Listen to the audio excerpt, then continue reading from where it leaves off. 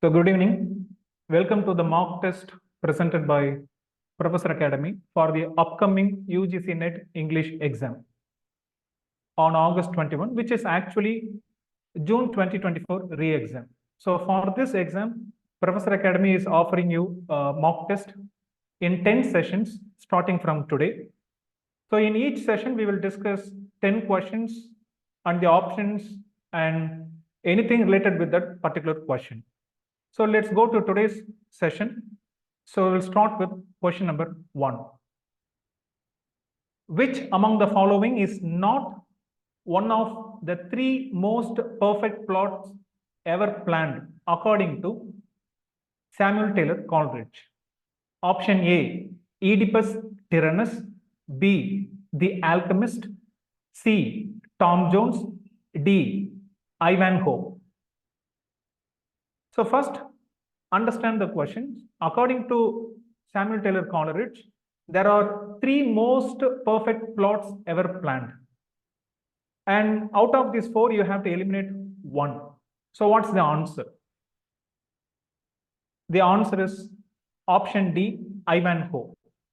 So the question is taken from, let's analyze this question. The question is taken from Coleridge's Table Talk.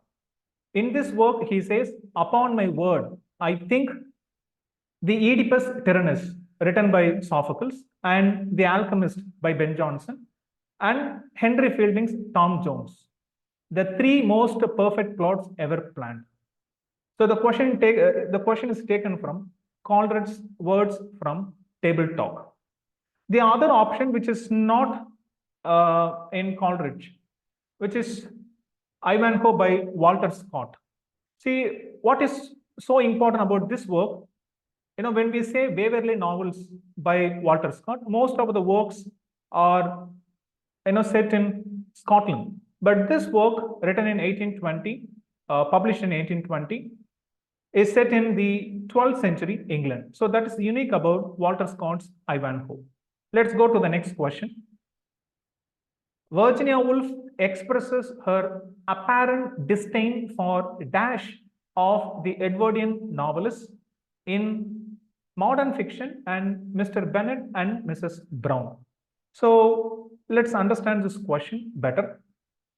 The 2 essays, Modern Fiction and Mr. Bennet and Mrs. Brown. So in this essay, Virginia Woolf, is not happy with, the Edwardian novelists, especially their what? Option A, the utilitarianism. B, the socialism. C, the materialism. D, the spiritualism. So you can answer in the comment section. And let's go for the answer. Answer is C, the materialism. Virginia Woolf expresses her apparent disdain or dislike for the materialism of the Edwardian novelists. So what is the context of this question? So let's discuss one of the essays by Virginia Woolf, Modern Fiction, published in 1919, then in her essay collection, The Common Reader, in 1925. So in this essay, Virginia Woolf calls H.G. Wells, Arnold Bennett, John Galsworthy. These writers are the Edwardian novelists, according to Virginia Woolf. She calls these writers, Wells, Bennett, and Galsworthy, materialists. In the sense, these writers focus on the material aspect of life or the external reality of life in their works. They do not bother about the inner reality of characters. But the inner reality of characters is the focus of modernist novels such as James Joyce. So James Joyce, in his Ulysses, published in 1922, focuses on the thoughts of trains, the trains of thought of characters in his work. So Virginia Woolf calls James Joyce a spiritualist, one who focuses on the inner landscape or the interior scape of characters. Okay, we'll go to the next question. What is the original name of Mother Courage in Brecht's play, Mother Courage and Her Children? Option A, Anna Fierling, Fierling. B, Anna Wolf, Wulf. C, Anna Freeman. D, Anna Karenina. Let's go for the answer. Option A, Anna Fierling. Anna Fierling is the original name of Mother Courage in the German playwright Bertolt Brecht's play Mother Courage and Her Children. So why is she called Mother Courage? Because Anna Fierling, who is actually called Mother Courage, because she drove her food wagon through a battle to save 50 loaves of bread. So that's the reason she is called Mother Courage. And this play by Brecht comes under what is called epic theater. What you can do as an aspirant, go and check epic theater. So epic theater, what do you mean by, or what does it mean? Or who are the major writers, including Brecht? And also answer this question. Mother Courage has 3 children. What are their names? 2 sons and 1 daughter. What are their names? So answer this question in the comment section. Next question. Let's also look at other options. Not all the options. 2 of the options. Option B, Anna Wolf. Anna Wolf is a central character in Doris Lessing's novel, The Golden Notebook. Then option C, Anna Karenina, is a novel by Russian writer Leo Tolstoy. Next question. Match the following list. On the one side, you have list 1, characters. List 2, their disguise. So this question is from Shakespeare's plays. So list 1, we have Viola, then second, Rosalind, third, Julia, fourth, Imogen, Imogen. On the right side, we have list 2, disguise. 1, Fiddle, Fidele. C, Ganymede, Ganymede. C, Sebastian. Fourth, Cesario. So what you have to do, you have to choose the right combination according to the code given below. So here are the codes. So let me make it easy. First, option A. So Viola, you match it with 4, Cesario. So 1A. 2, Rosalind. So you go for 3, Sebastian. Third, Julia, Ganymede. 4, Imogen, Fiddle. So this is the first combination. Is it right? Or you go for option B. So option B, again, Viola, Sebastian, Rosalind, Fiddle. Third, Julia, Cesario. Fourth, Imogen, Ganymede. This is second combination, B. Then third combination, option C, you go for Viola, Cesario, Rosalind, Ganymede. Then third, Julia, Sebastian. Fourth, Imogen, you go for Fiddle. Then the final option, option D, and the combination. 1, Viola, you go for Sebastian. 2, Rosalind, you go for Ganymede. Then third, Julia, Fiddle. Fourth, Imogen, Cesario. So if you know at least 1, you can eliminate 2 options. Then you are left with 2 other options. So answer is C. In the sense, so you have the character Viola, who is disguised as Cesario. Then 2, Rosalind, her disguise Ganymede. Then Julia. Third, we have Sebastian. Fourth, Imogen, Fiddle. So let's look at the context. The context is cross-dressing, the use of cross-dressing in Shakespeare's plays. In Twelfth Night, we have Viola. She disguises herself as Cesario. In As You Like It, we have Rosalind. She disguises herself as Ganymede. Then in Two Gentlemen of Verona, Julia disguises herself as Sebastian. Then in Cymbeline, Imogen disguises herself as Fiddle. So this is the context. So what you can expect, sometimes you can get direct questions, in the upcoming NET exams in the plural. Okay, so pay attention to cross-dressing. You can also read about cross-dressing in Shakespeare's plays. Next question. Who is referred to in the line, "My mistress' eyes are nothing like the sun," from Shakespeare's Sonnet 130? So here's a question from Shakespeare's Sonnet 130. The line, "My mistress' eyes are nothing like the sun." So in this line, who is referred to? Option A, Anne Hathaway. B, Judith Shakespeare. C, the fair youth. D, the dark lady. You can easily eliminate one option because of the gender, then narrow down to the right answer. The answer is D, the dark lady. See, the first option, Anna Hathaway. Anna Hathaway was the wife of Shakespeare.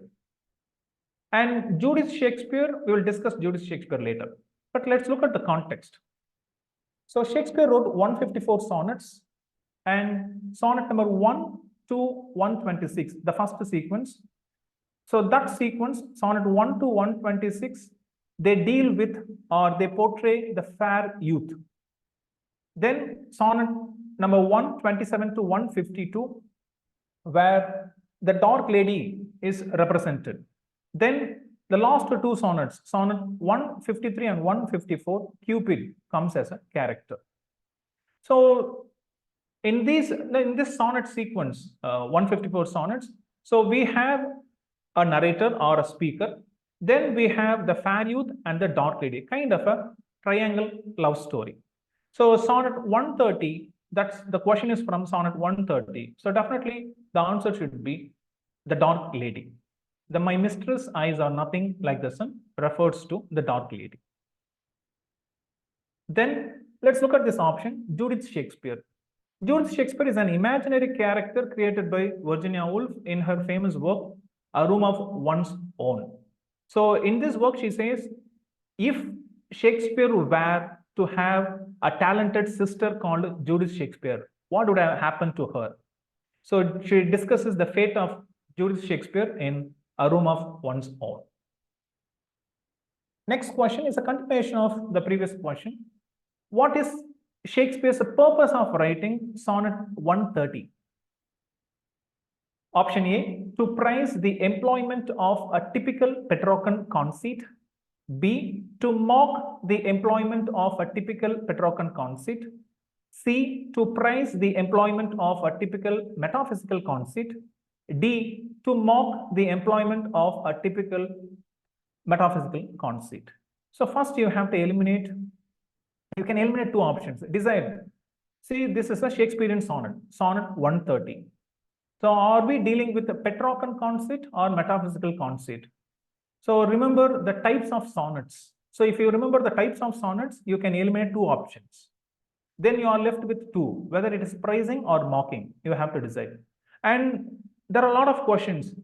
See, you find this question tough, but this is how in NET exam we get questions these days. In the sense, see, when it comes to reading comprehension, if it concerns language, it's fine. You are given a context, you read it once, twice, you get the answer. But when it comes to reading comprehension in literature, it's tough, because unless you know this poem or any literary work, you should be familiar with the particular literary work, else you can't answer the question. The context is not given here. So this is how we get questions these days. What you have to do, you have to read major works or classic works by major authors. Okay, let's look at the answer. Answer is B, to mock the employment of a typical Petrarchan conceit. So this is the purpose of writing sonnet 130 by Shakespeare. Let's look at sonnet 130. So 130, let's look at some of the lines. My mistress' eyes are nothing like the sun. Coral is far more red than her lips red. So here he is not praising at all. He says, see, the eyes of my mistress, they do not sparkle like the sun. The lips, they are not red at all, right? Yet I love her. So that is sonnet 130. So in this sonnet, he's actually mocking Petrarchan conceit. There is also a type of sonnet called Italian sonnet or Petrarchan sonnet. in which we have conceit. Conceit in the sense comparison, hyperbolic comparison or exaggerated comparisons. So let's look at Petrarch's sonnet 90, in which he exaggerates the beauty of the love, lady love, portrayed in this sonnet. She did not walk in any mortal way, but with angelic progress. When she spoke, unearthly voices sang in unison. So here, the conceit or the lady love represented in this poem, is praised to the skies. But whereas in Shakespeare's work, kind of an understatement, yet it's a love poem. So this is the difference between Shakespearean sonnet and Petrarchan sonnet. So naturally, you should go for this option to mock the employment of a typical Petrarchan conceit. Okay. Next question. Who are the two mythical characters referred to in the line?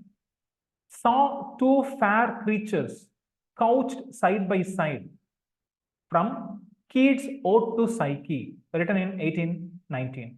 As I told you before, we get questions like this in the NET exam. So you are given a passage or line, a poetic passage or poetic lines, or sometimes from prose. Then you are asked to interpret the line. But the thing is, you're not given a context. On the spot, you have to read and analyze. Unlike reading comprehension concerning language, concerning literature is different. So you should have been familiar with this poem, or else it's tough to answer. So let's give it a shot. Option A, Psyche and Eros. So what are the two mythical characters referred to in this poem by Keats? Option B, Psyche and Narcissus. C, Venus and Eros, E-R-O-S. D, Venus and Narcissus. Answer, Psyche and Eros. So if you are aware of Greek mythology, so they are lovers, they live together, right? And that is the subject matter of Keats' Ode to Psyche. So if you're not aware of this, it's a tough question to answer. Let's also go to the next question, which is related to the previous question. In Keats' Ode to Psyche, the speaker promises to be dash of Psyche by building a fane, F-A-N-E, in some untrodden region of my mind. Answer A, the slayer. B, the god, G-U-A-R-D. C, the slave. D, the priest. Again, if you're not aware of the context, or if you haven't read this poem earlier, it is tough to answer. But anyway, let's go to the answer. Answer D, the priest. So let's look at this poem. Ode to Psyche by Keats. Saw two fair creatures. So since the poem is titled Ode to Psyche, if you know the context, the lover of Psyche is Eros, E-R-O-S. So the two fair creatures refers to Psyche and Eros. That's the first question we discussed. Couch side by side. The winged boy, I knew, yes, I will be thy priest and build a fane, F-A-N-E means temple. So the line or the question is taken directly from the poem. But unless you are familiar with the poem, it's tough to answer these types of questions. What you can do? So read famous poems by major writers, poets, playwrights. And for this question, let me answer a question. So in 1819, Keats wrote 6 odes. So what are these 6 odes? Of the 6 odes, Ode to Psyche is the first one. So what are the 5 other odes by Keats? Find out and also answer them. Answer this question in the comment section. Next question, we have the match the following. Match the following list. List 1, list 2, list 2, list 1, we have writers. List 2, fictional detectives. So we have Edgar Allan Poe, then Dashiell Hammett, H-A-M-M-E-T-T, then Raymond Chandler, then Earl Stanley Gardner, G-A-R-D-N-E-R, on the one side. On the other side, we have fictional detectives, Perry Mason, Philip Marlowe, Sam Spade, then fourth, Auguste Dupin. So we have quotes, so you have to match it. So first, we have option A. So is it the right combination? Let's see. Edgar Allan Poe, so we have Philip Marlowe. 2, Hammett, we have Dupin, Auguste Dupin. 3rd, Raymond Chandler, Perry Mason. 4th, Earl Stanley Gardner, Sam Spade. Is it the right combination? Or we go for the second option, B, the combination. We have Edgar Allan Poe, Auguste Dupin, Hammett, and Philip Marlowe. Then 3rd, Chandler, Spade. Then Gardner, Perry Mason. 3rd, option C, this combination. Edgar Allan Poe, we have Philip Marlowe. Then 2, Hammett, Perry Mason. 3rd, Chandler, Dupin. 4th, Gardner, then Sam Spade. Then the final option, D, the combination. So we have 1, Edgar Allan Poe, Auguste Dupin. 2, Hammett, we go for Sam Spade. 3rd, Chandler, Philip Marlowe.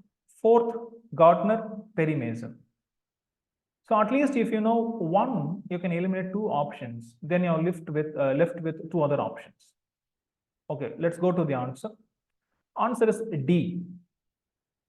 In the sense, we have Edgar Allan Poe, Auguste Dupin. Then 2, Hammett, Spade, Sam Spade. Then Raymond Chandler, Philip Marlowe. Then Gardner, Perry Mason. As you knew, or you might know, The Murders in the Rue Morgue is considered the first detective story written in the world, and it was written by Edgar Allan Poe. And the detective who appears, or the prototype, he is considered the prototype of detectives. We have C. Auguste Dupin, A-U-G-U-S-T-E, Dupin, D-U-P-I-N. Then we have Sam Spade, who is a fictional detective appearing in Dashiell Hammett's novels. We have a novel here, The Maltese, M-A-L-T-A-C, Falcon, F-A-L-C-O-N. Then Raymond Chandler. Raymond Chandler created this fictional detective, Philip Marlowe, who appears in his novels, especially The Big Sleep. Then we have Earl Stanley Gardner, who created Perry Mason, who appears in his works. Here is a novel, The Case of the Velvet Claws. So you can also make a list of fictional detectives in literature. That would be helpful to crack questions. Then final question. Shelley wrote The Mask of Anarchy in response to option A, Peasants' Revolt. B, The War of the Roses. C, Peterloo Massacre. D, Luddite Riots, L-U-D-D-I-T-E. So the answer is C, Peterloo Massacre. See, Peterloo Massacre happened in Manchester on August 1819. What is this massacre is about? So it's a gathering or a peaceful protest by people, British people, against the government because of the price rise, right, and unemployment. Very peaceful, but unfortunately, the government decided to disperse the crowd. So authorities ordered soldiers to barge into the crowd, and the soldiers attacked the common people, and many got injured, and around a dozen people died. And this is named the Peterloo Massacre. So Shelley responded to this event by writing The Mask of Anarchy, in which he appealed to people around the world to go for non-violent protest. And this work also inspired Mahatma Gandhi. Okay. So what you can do, you can also check out Peasants' Revolt, The War of the Roses, and Luddite Riots. So social history of England. So if you are familiar with social history of England, you can also get some questions from it. So with this, we end today's session. So we discussed 10 questions and also the options in each question. So I hope this session is useful. So tomorrow, same time, we will discuss another 10 questions. So this session ends here, but this mock test will go for another 9 days. So we'll discuss 90 questions, 10 questions each.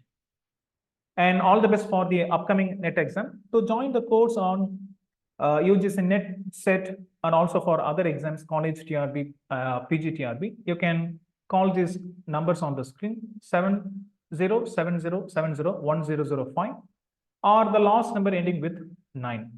You can also subscribe to this channel, Professor Academy English, where we discuss literature often and also linguistics and anything related with language and literature.